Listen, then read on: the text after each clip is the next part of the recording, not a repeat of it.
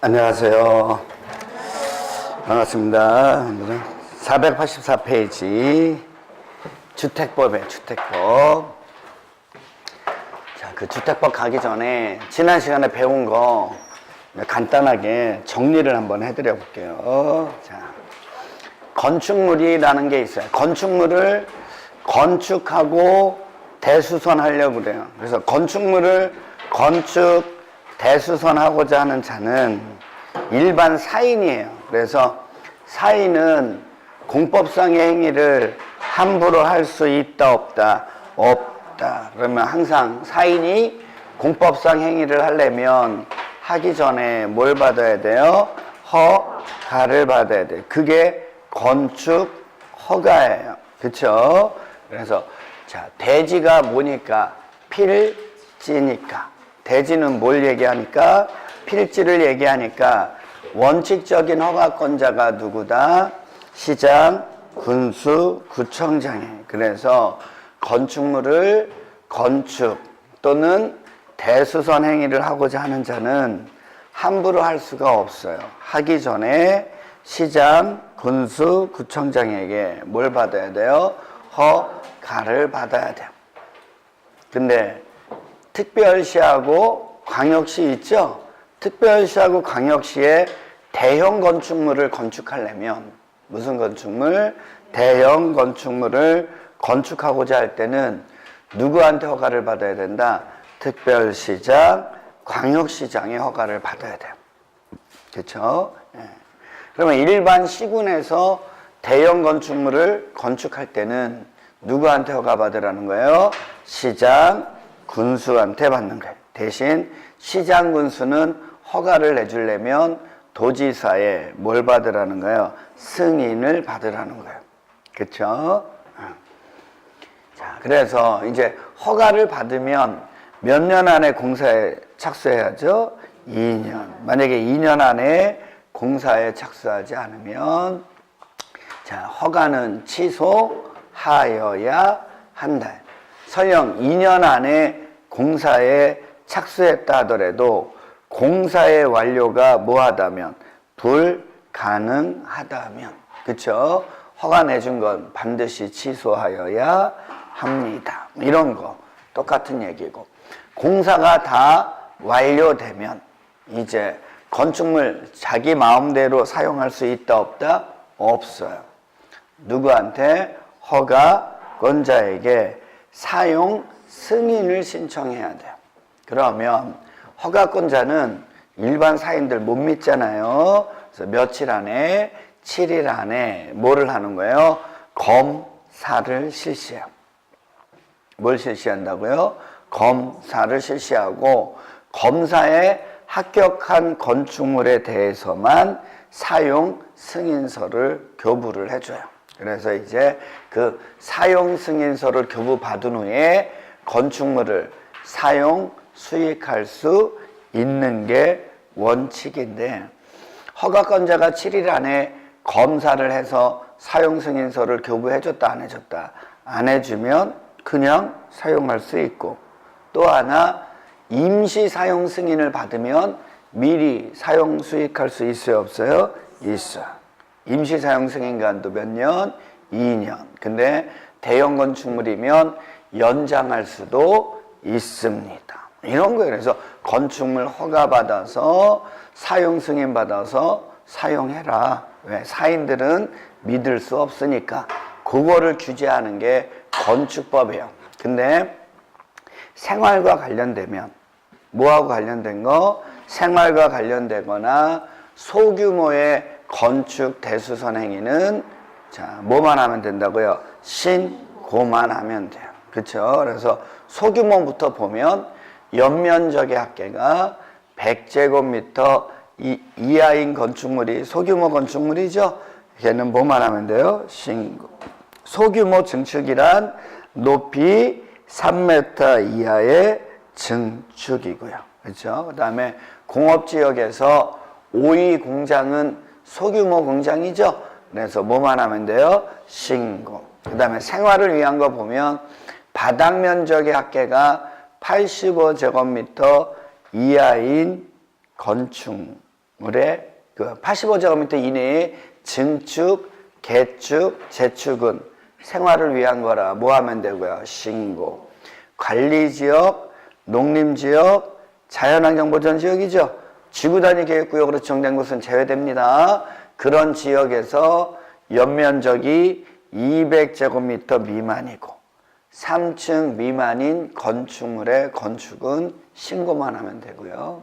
그 다음에 연면적이 200제곱미터 미만이고 3층 미만인 건축물의 대수선도 생활과 관련돼서 뭐만 하면 되는 거예요? 신고. 뭐 개념 정의만 딱 해놓으면 게임 끝인 거예요. 그렇죠? 그 다음에 이제 건축 허가는 이 법이나 관계법령에 적합하면 반드시 뭐를 내줘야 되는 거예요? 허가를 내줘야 되는 기속행임에도 불구하고, 그렇죠? 위락시설, 숙박시설 같은 게 있는데 얘네들이 교육환경, 주거환경에 뭐하면 부적합하면 건축위원회의 심의를 거쳐서 허가를 내주지 아니할 수도 있죠. 그렇죠? 네. 그 다음에 건축 허가 등도 제한이 되죠. 이런 시험 문제 항상 나오는 거라 그랬는데 국토교통부 장관님은 국토관리상 필요하거나 또는 주무부 장관이 요청하면 허가권자의 건축 허가 등을 제한할 수 있고 시도지사도 제한할 수 있죠. 시도지사는 지역계획이나 도시군 계획상 필요하다면 시장, 군수, 구청장 걸 제한할 수 있는 거죠. 예. 시도지사가 시장, 군수, 구청장 거를 뭐 했다면? 제한을 했다면. 그렇죠? 예. 제한을 했다면 자, 즉시 장관에게 보고를 해야 되고 보고를 받은 장관님은 제한 내용이 지나치다고 인정하면 해제를 뭐 할 수 있어요? 명할 수 있어요. 제한 기간은 똑같이 몇 년이고 2년 이내이고 1회 안에서 1년 범위 내에서 뭐 할 수 있다? 연장할 수 있어요. 그렇죠? 그리고 사용 승인을 받아서 사용하고 있는 건축물의 용도를 다른 용도로 변경하려면 시장군수구청장한테 상위군으로 변경하면 허가를 받아야 되고 하위군으로 변경하려면 신고를 해야 되고 같은 시설군이면 건축물 대장 기재 내용에 뭐를 하면 돼요? 변경 신청을 하면 돼요.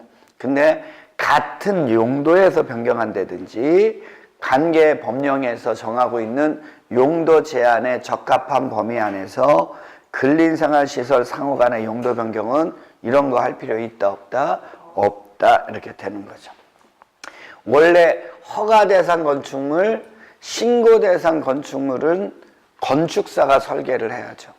그렇죠? 네. 설계도서를 첨부를 해야 되니까. 근데 자, 용도 변경은 원래 건축사의 설계 대상이다 아니다? 아니죠. 근데 허가 대상에 해당하는 용도 변경이에요.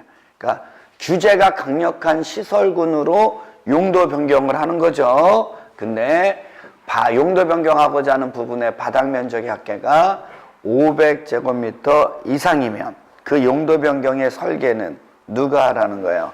건축사가 해야 돼요. 원래 사용 승인은 허가 대상 건축물, 신고 대상 건축물, 허가 대상 가설 건축물은 사용 승인을 받아야 되는 거지.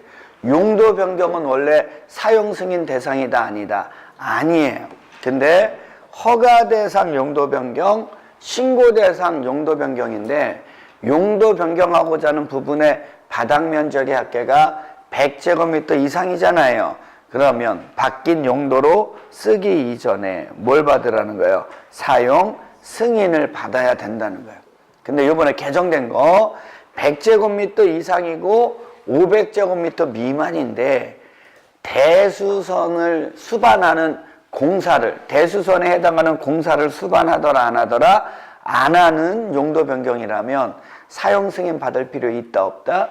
없다. 그냥 바뀐 용도로 써라. 뭐 이런 거 공부한 게 건축 허가와 사용 승인에 관한 일반적인 절차고 작년에 시험 문제 나온 건 뭐 이런 거죠.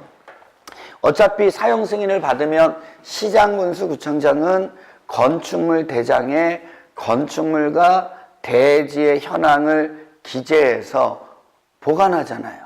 그쵸? 그러다 보니까 이 건축물 대장에 기재되어 있는 현황에 변화가 생기면 다 누구에게? 시장, 군수구청장에게 그 사실을 알려줘야 돼, 안 알려줘야 돼요? 알려줘야지 대장을 실제에 맞게 운영할 수 있겠죠? 그래서 철거를 하려고 그래요. 뭐를 하려고 그래요? 철거. 함부로 못합니다. 철거를 하려면 철거 예정일 며칠 전, 3일 전까지 누구한테? 시장, 군수구청. 맞잖아요. 이거 시장, 군수구청장. 그래서 용도 변경도 누구한테 하는 거예요? 시장, 군수구청. 멸실 신고요. 없어졌어요. 멸실 후 30일 안에 누구한테? 시장, 군수, 구청장에게 뭐를 해야 되는 거예요? 신고를 해야 되는 거예요. 그래서 실제와 대장상에 이거를 일치시켜 놔야 된다는 거예요. 그래서 이제 건축물 대장에서 건축물에 관한 표시사항이 바뀌면 등기부하고 일치시켜야죠. 이걸 하기 위해서 시장, 군수구청장은 반드시 등기관에게 등기 촉탁하여야 한다. 근데 신규 등록은 촉탁 사유도 아니다. 아니다. 뭐 이거는 공시법 시간에 배운 거고요. 그렇죠? 자, 이렇게 건축물이 지어지는데 이 건축법은 항상 이 네 가지에 한정되어 있는 거죠. 안전, 기능, 미관, 환경. 그렇죠? 뭐하고 뭐에 관련이 되어 있다고요? 안전, 기능, 미관, 환경. 그러면 건축물을 지으려는 대지도 안전해야 되는 거죠. 그리고 대지도 이용하기 편리해야 되고 대지도 환경을 갖춰야 돼, 안 갖춰야 돼요? 갖춰야 돼요. 그래서 한번 보면 이렇게 되는 거예요.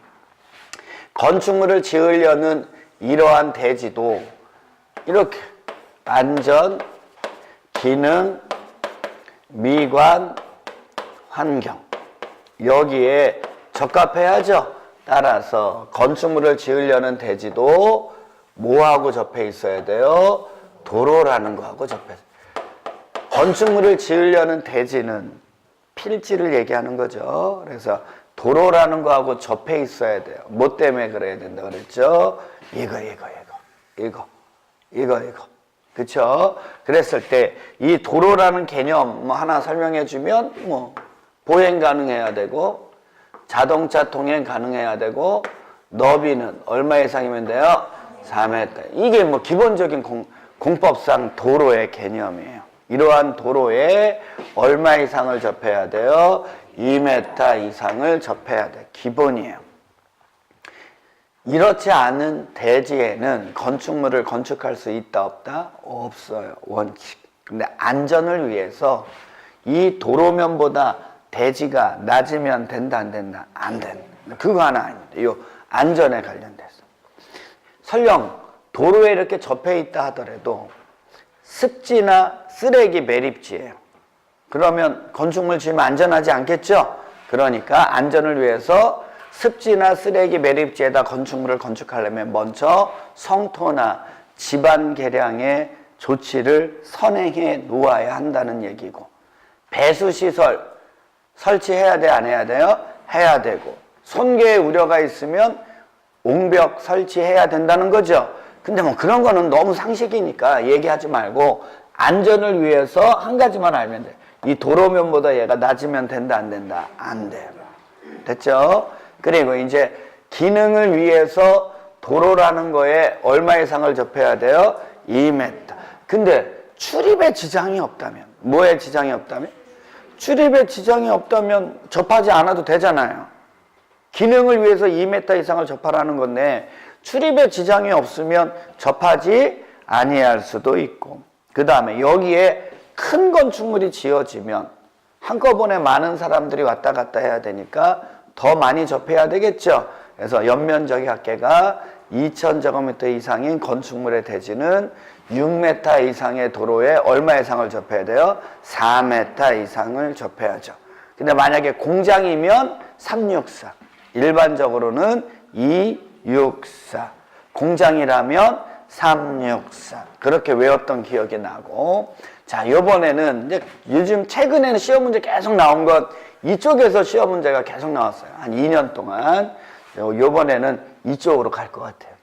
환경 쪽인데, 이 건축물을 지으려는 대지 면적이 200제곱미터 이상이면 여기 안에다 뭐 하라는 거예요? 조경을 해야 돼요. 대지 면적이 얼마 이상이면 200제곱미터 이상이면 대지 안에 뭐 하라고요? 조경. 근데 조경하지 아니할 수 있는 경우도 있어요, 없어요? 있어요. 외우세요, 그거를 빨리. 그쵸? 그래서 뭐 좀 쉬운 거 얘기하면 대지 면적이 5,000 미만인 공장, 연면적의 합계가 1,500 미만인 공장, 산업단지 안에 공장, 연면적의 합계가 1,500 미만인 물류시설. 다만 주거지역, 상업지역은 뭐 되고요? 제외되고. 그래서 이러한 요건을 갖춘 곳에 건축물을 건축합니다. 그쵸? 그랬을 때 이제 이게 맞물려서 환경과 관련된 게 하나 있어요. 그게 뭐냐면 공개공제. 무슨 공제요? 대지 안에 공개공제 설치해 주는 것도 뭐하고 관련돼 있는 거예요? 환경하고 관련돼 있어요. 그래서 이제 건축물까지 관련이 있습니다. 그래서 1준, 상준이죠. 뭐 1준, 상준 여기에서 뭐 일반 주거지역, 준주거지역, 상업지역, 준공업지역이죠. 근데 뭐 이런 거 뭐 안 외워도 되죠. 여기 이러한 지역에 있는 대지인데 여기에다가 건축물이 지어진다는 거예요. 어떤 건축물이냐면 다중이용 건축물이에요. 다중이용 건축물 개념을 안다면 너무 쉬운 거예요. 바닥 면적의 합계가 5,000 이상인 불특정 다수의 사람들이 이용하는 건축물이죠. 자, 그런 건축물을 지을 수 있는 용도 지역은 여기밖에 없어요. 전용 주거 지역에 지을 수도 없고, 전용 공업 지역에 지을 수도 없고, 일반 공업 지역에 지을 수도 있다 없다? 없다. 그러니까 여기밖에 없는 거죠. 그렇죠? 자, 이런 곳에 자, 대지 면적의 몇 퍼센트를 10% 이내에서 공개공제 설치해 주라는 얘기죠. 그러면 대지 면적의 10%를 쾌적한 환경 조성하기 위해서 공개공제 제공했으면 건축물 더 높게 지을 수 있도록 해주겠다는 거죠. 그러면 용적률이죠. 건폐율은 아닐 거 아니에요. 높이하고 관련된 거니까 높이 제한을 몇 점 몇 배? 1.2배 이하에서 완화시켜주는 제도가 뭐라는 거예요? 공개, 공지. 이것도 쾌적한 환경을 조성하기 위한 규정에 관련돼 있는 거죠. 그렇죠? 그 다음에 이제 여기에다가 건축물을 건축하게 되면 건축물도 안전해야 돼, 안 해야 돼요? 해야 돼요. 그러면 건축물을 건축 대수선 하려면 뭐 받으라 그랬어요? 허가. 그러면 그 허가 대상 건축물은 반드시 건축사가 뭐 해야 돼요? 설계. 그러니까 그 설계자가 이 건축물이 구조적으로 안전한지 안전하지 않은지 확인하라는 거죠. 그래서 허가 대상 건축물에 대해서는 설계사가 건축물의 구조 안전을 확인해야 될 의무가 있다 없다? 있다. 근데 그런 허가 대상 건축물 중에서 일정한 건축물은 그 설계자가 구조 안전을 확인한 서류를 제출받아서 착공 신고한테 할 때 허가권자에게 제출해 줘야 되는 건축물이 있다는 거죠. 층수는 2층 이상, 처마 높이는 9m 이상, 기둥기둥거리는 10m 이상. 그쵸? 그 다음에 높이는 13m 이상, 연면적은 500제곱미터 이상. 그게 이제 여기 건축물의 안전과 관련된 거. 그 다음에 우리가 또 배운 게 안전을 위해서 직통계단이라는 거 배웠어요. 직통계단. 그쵸? 그래서 피난층 외의 층이라면, 그쵸? 자, 거실의 각 부분에서 보행거리가 몇 메타 이내에, 30m 이내에 직통계단을 설치해줘야 된다 그랬죠. 근데 초고층 건축물, 무슨 건축물이에요? 초고층 건축물이면, 그쵸? 매 30개 층마다 1개소 이상의 피난 안전구역을 설치를 해줘야 되고, 준초고층 건축물 있죠? 준초고층 건축물이라면 해당 전체 층수의 2분의 1에 해당하는 층의 상하 5계층 이내에 한 개소 이상의 뭐를요? 피난 안전구역 설치해줘라. 뭐 이런 거 배운 거 기억나요? 그게 다 여기하고 관련되어 있는 거예요. 구조의 안전 쪽에. 이해 가겠어요? 다 그쪽하고 관련된 거예요. 이렇게 묶으면 돼요. 그렇게. 좀만 생각을 하면. 그 다음에 또 안전하고 관련돼서 우리 H자 써놓고 헬리포트도 모른다. 뭐 이런 거 배운 거 기억나요? 그게 뭐예요? 11층 이상인 층에, 그쵸? 바닥 면적의 합계가 10,000제곱미터 이상인데 평지붕이면 헬리포트 설치하고, 맞아요? 경사진 지붕이면 그 지붕 아래에 대피 공간을 설치를 해줘라. 이게 H자 아니에요? 그런 거 우리가 공부했던 기억이 나요. 안전과 관련돼서. 맞죠? 그 다음에 이번에는 또 기능 쪽으로 관련되면 설비인데 승용 승강기 설치해 주는 거. 건축물 이용하는데 편리해야 되잖아요.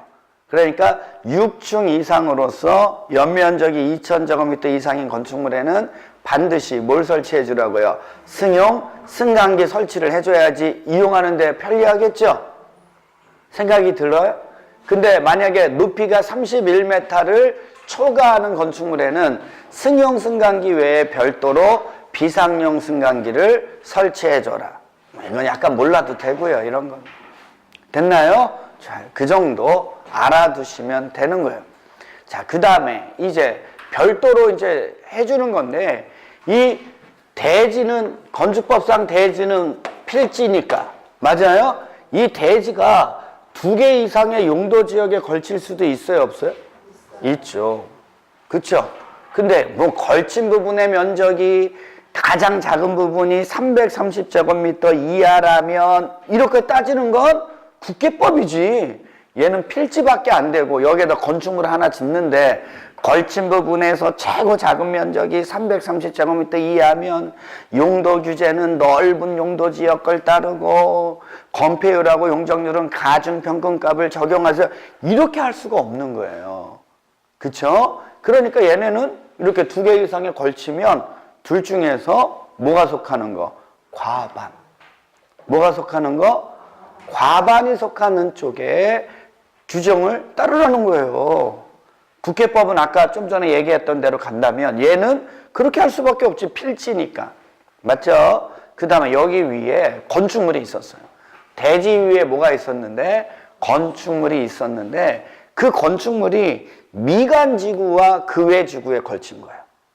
그러면 건축물하고 대지 전부에 대해서 미관지구에 관한 건축법의 규정을 적용해라. 이렇게 배웠죠. 근데 이 국계법에는 뭐도 나오냐면 미관지구 또는 무슨 지구가 나와요? 고도지구가 나와. 근데 좀 있으면 좀 배우게 되는데 이 원래 건축물의 높이 규제는 건축물의 무슨 규제는요? 건축물의 높이 규제는 건축법에 보면 뭐 간단하게 써주면 가로구역을 단위로 됐어요? 그 다음에 두 번째는 뭐를 확보하기 위한 거? 일조권 확보 등을 위해서 이게 건축법상 높이 규제예요. 건축법상 건축물의 높이의 규제 방식은 두 가지예요. 가로구역 단위로 높이를 규제할 수 있고 일조 등의 확보를 위해서 높이를 규제할 수 있잖아요. 고도지구에서의 높이 규제는 이거를 따르지를 않아요. 고도지구에서는 가로구역 단위로 일조 등의 확보를 위해서 높이 규제 받으세요. 이게 아니죠. 자, 우리 배웠어요. 고도지구에서의 높이 규제는 무엇에 의한다? 도시군 관리계획에 의하는 거죠.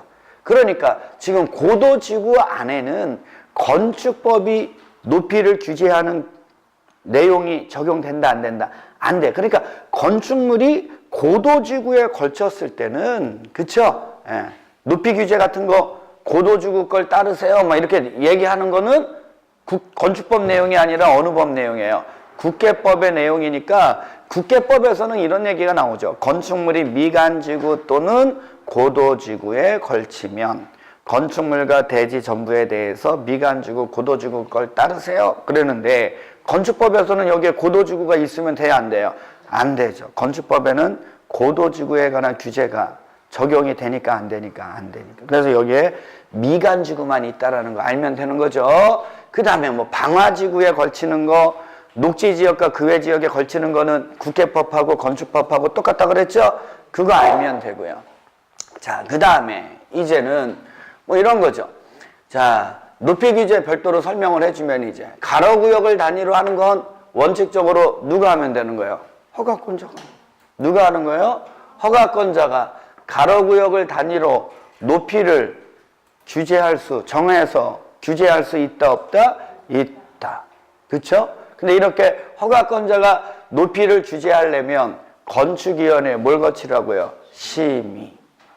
그러면 같은 가로구역이라도 건축물의 용도나 형태에 따라서 높이를 다르게 정할 수 있다 없다? 있다. 그게 기본인데 만약에 특별시하고 광역시장이라면 누구라면? 특별시장, 광역시장이라면 가로구역 단위에서의 높이를 건축위원회 심의를 거치는 게 아니라 특별시, 광역시 무엇으로? 조례로 정할 수 있다라는 거 하나만 알아두면 되는 거고요. 1조 등의 확보를 위한 거는 두 가지가 나오는 거죠. 하나는 전용 주거지역하고 무슨 지역하고? 맞잖아요. 이게 전용 주거지역. 이게 연결되는 거예요. 전용 주거지역하고 또 무슨 주거지역? 일반 주거지역이면 전용 주거지역, 일반 주거지역이면 무조건 되고 일조권 확보를 위한 높이 규제를 적용받아야 한다. 무슨 방향으로 떼야지 원칙이요? 정북. 나머지는 몰라도 되고. 뭐 이게 높이가 9m 이하면 얼마죠? 1.5배 이상을 1.5m 이상을 띄우고 9m 초과하면 각 부분의 높이의 2분의 1 이상을 띄우세요. 뭐 이렇게 나오잖아요. 그거 몰라도 돼요. 이렇게만 알면 돼. 그 다음에 공동주택이라면 무슨 주택이라면? 공동주택이라면 일조권 적용받아야죠. 그래서 우리가 책에다 써놓은 게 두 가지예요. 얘는 이것뿐만이 아니라 채광창 방향으로도 받고 인동거리에 의해서도 받는다 이거죠.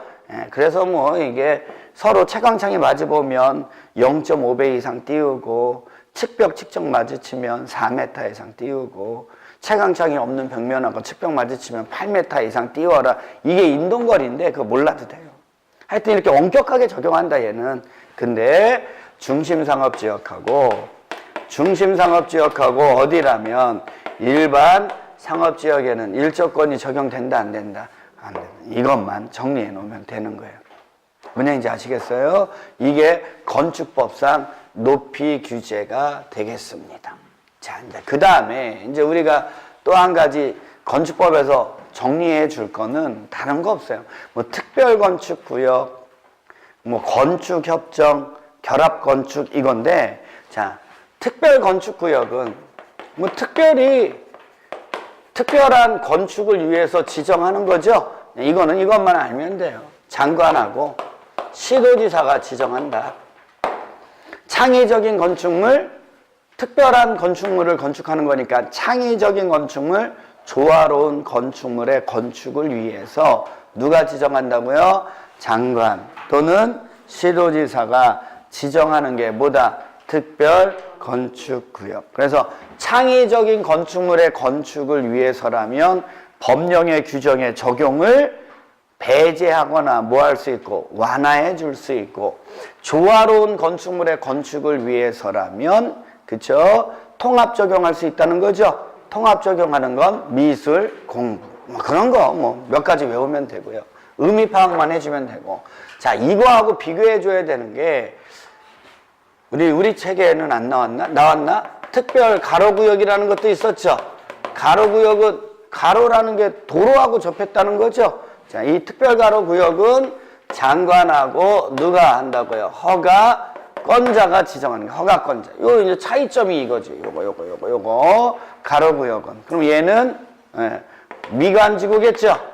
미관지구. 그 다음에 개정돼서 경관지구. 그 다음에 지구 단위 계획구역도 복합 개발 정비하는 거죠. 그러니까 지구단위 계획구역 중은 기능, 미관, 환경이잖아.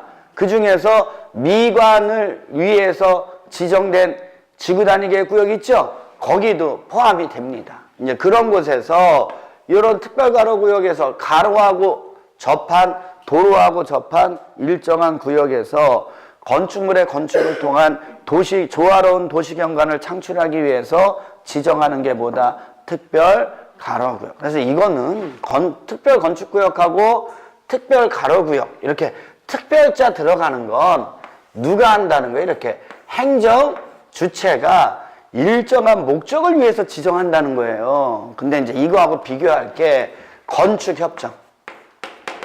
무슨 협정이요? 건축협정하고 결합건축. 무슨 건축? 자, 건축협정하고 결합건축은요, 사인들이 하는 거예요. 이거는 소유자 등이. 누가요? 소유자 등이 서로 전원의 무엇으로? 전원의 합의로 건축물, 자기네들의 건축물의 신축, 대수선, 리모델링 있죠? 이렇게 대수선 리모델링이니까 약간 정비 쪽에 가깝죠? 자, 여기에 관련된 협정을 체결하는 걸 뭐라고 한다고요? 건축협정. 그러면 얘는 이런 거니까 주로 대상되는 곳이 정비하기 위한 지구단위 계획구역 같은 데서 자, 소유자들 전원의 합의에 의해서 건축물의 신축, 대수선, 리모델링에 관한 자체적인 협정을 체결할 수 있다, 없다? 있다. 이런 얘기고요. 그래서 이 협정 체결하려면 건축협정서겠죠? 예, 서면 작성해서 시장군수구청장한테 인가받으라는 얘기고 느낌은 그거고 결합건축이라는 건 이거예요. 상업지역 같은 데죠, 여기는. 여기는 무슨 지역이다? 상업지역 같은 데서 2개 이상의 대지의 소유, 2개 이상의 대지 있죠? 대지의 건축주가 서로 모여서 합의하는 거예요. 2개 이상의 이자들이 서로 모여서 합의해서 용적률이라는 걸, 용적률이라는 걸 따로따로 적용하는 게 아니라 모여서 통합 적용해서 건축물을 건축하는 거 있죠? 그거를 우리는 뭐라고 한다? 결합 건축이라 그래요. 그럼 얘도 결합 건축 협정서라는 거 첨부해야죠? 예, 해서 건축 허가를 신청하는 거예요. 그러면은 허가권자는 결합 건축에 대해서 허가해 줄 때는 건축위원회 심의 거쳐야죠. 주로 이럴 때는 용적률을 강화한다, 완화한다, 완화해 주니까. 상업지역 안 그래도 높게 짓는데 두 개의 대지의 소유자가 합의에 의해서 이 2개의 대지에다가 결합해서 용적률을 결합해서 건축물을 지으니까 훨씬 더 높은 건축물을 짓게 되는 거죠. 그래서 그 완화되는 범위가 20%를 초과한다면, 그쵸? 도시계획위원회와 공동으로 하는 모두 거쳐라, 시의도 거쳐라, 뭐 이런 얘기도 공부했었고요. 그럼 이렇게 완화해서 상업지역에다가 되게 높은 건축물을 지었어요. 됐어요? 그럼 이거를 서로 이 사람들이 결합건축을 협정을 맺은 게 찌그러지면, 이게 어긋나면 그거 다 철거해야 되잖아요. 그 철거하는 거 쉬워요, 어려워요? 그걸 쉽게 하게 하면 돼요, 안 돼요?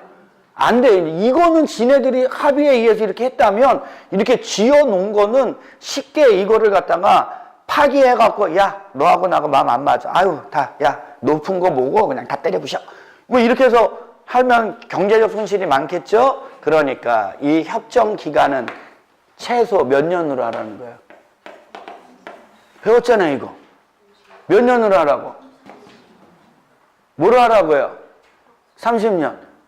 그리고 이거 폐기하는 거 쉽다, 어렵다? 폐기하려면 어떻게 해야 돼요?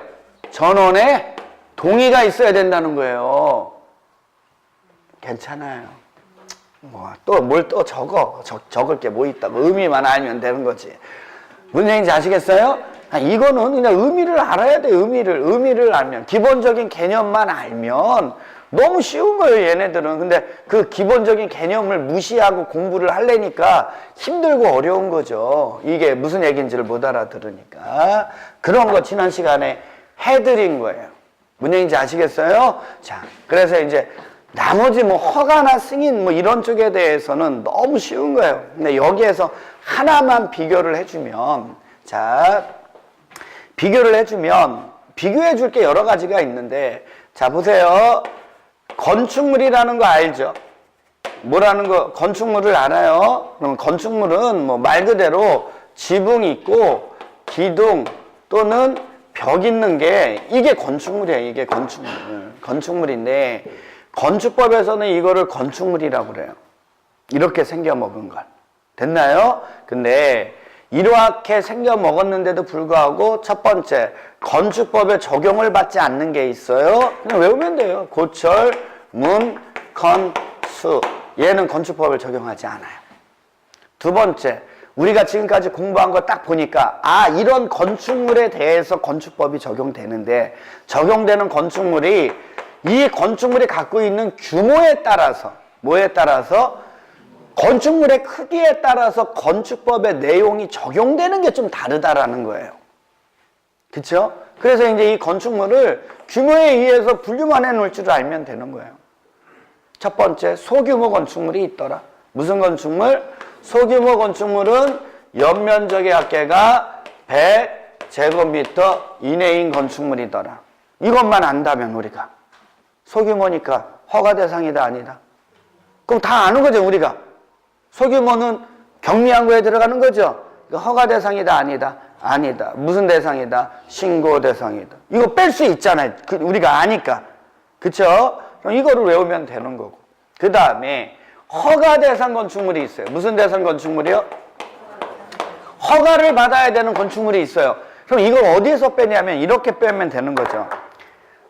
관리지역, 농림지역, 자연환경 보전지역이에요. 관리지역, 농림지역, 자연환경 보전지역에서 연면적이 200제곱미터 미만이고 3층 미만인 건축물의 건축은 생활을 위한 거니까 신고라 그랬죠.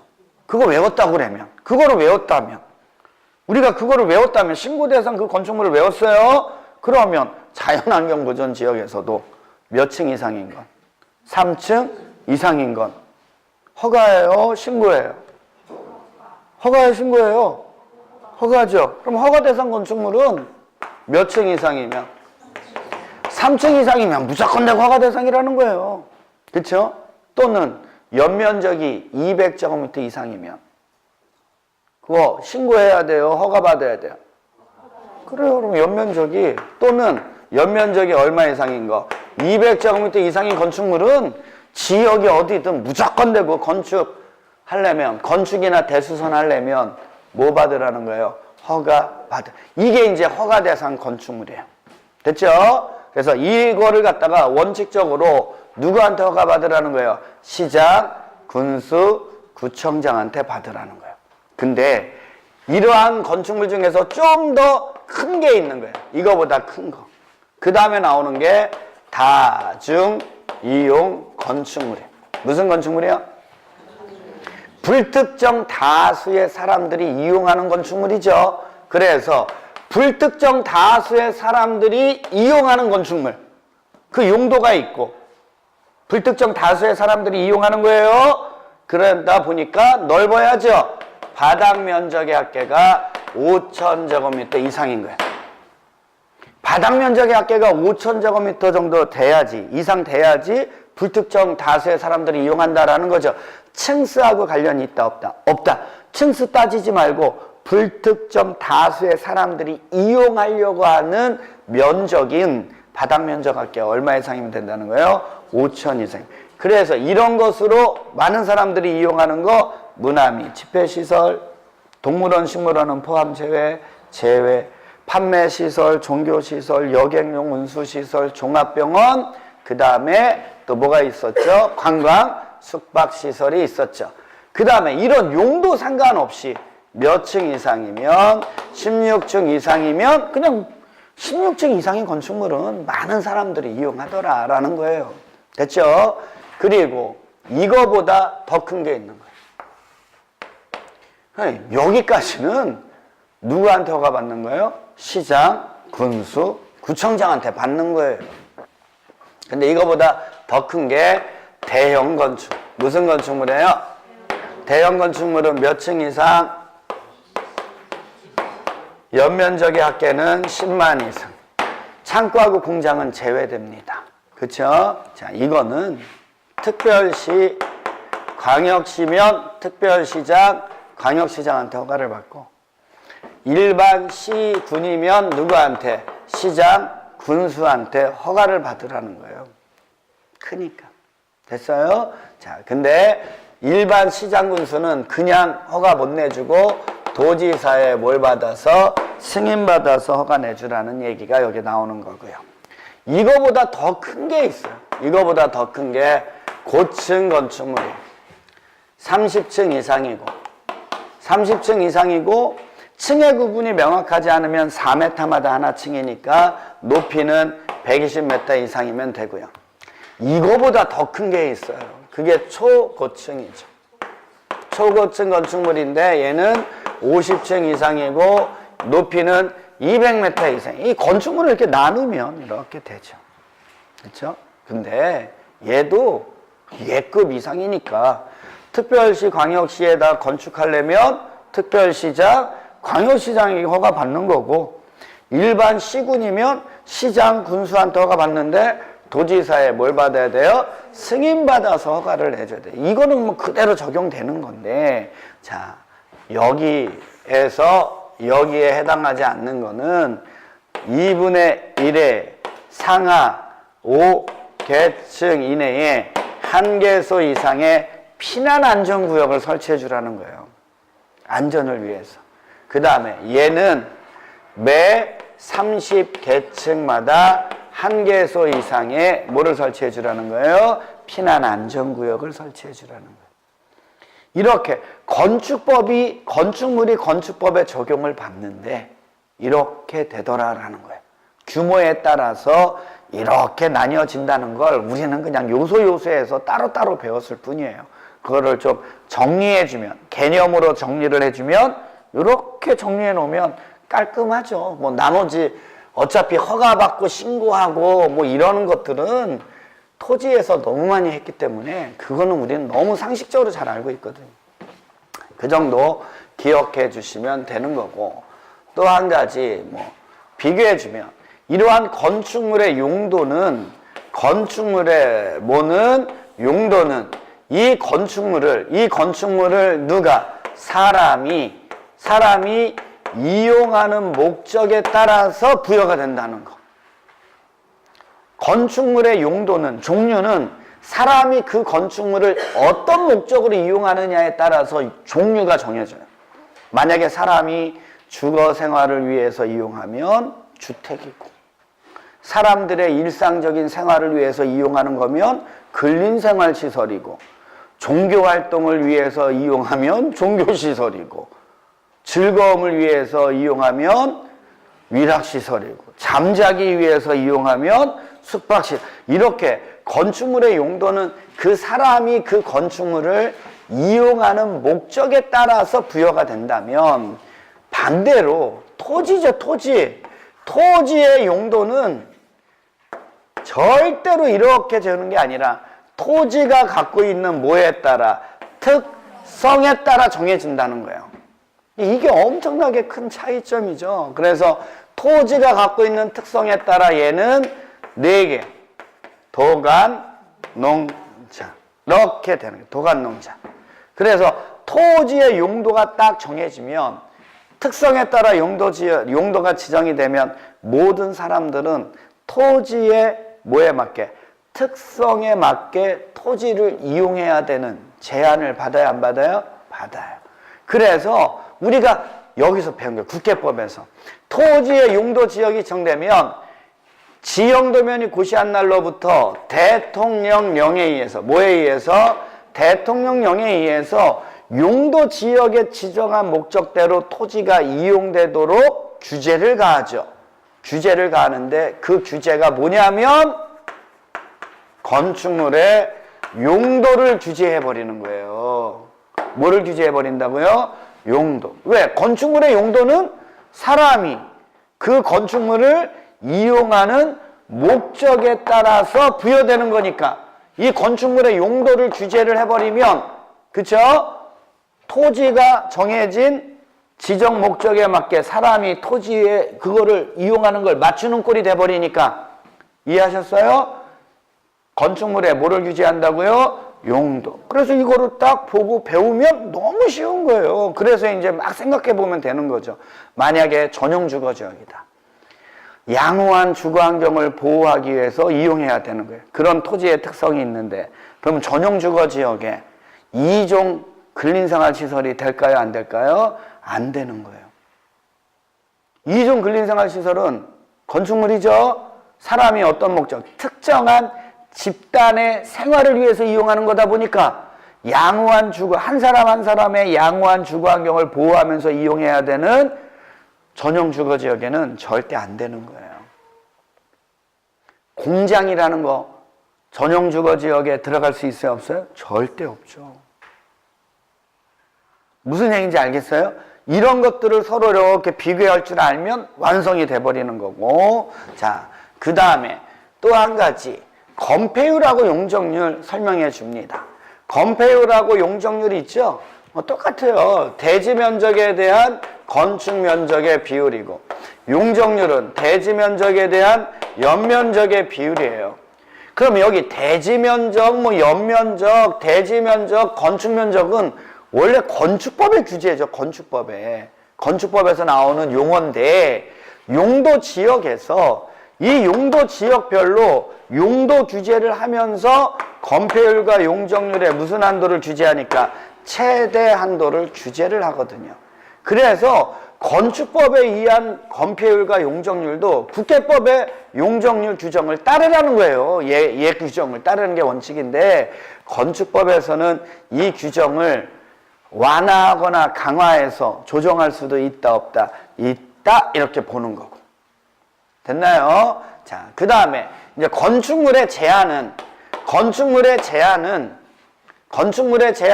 몇 년이고 2년이고, 토지의 제한은 몇 년이고, 그래 이것만 알면 돼요. 사인의 행위들은 규제를 할 수 있다 없다? 있다.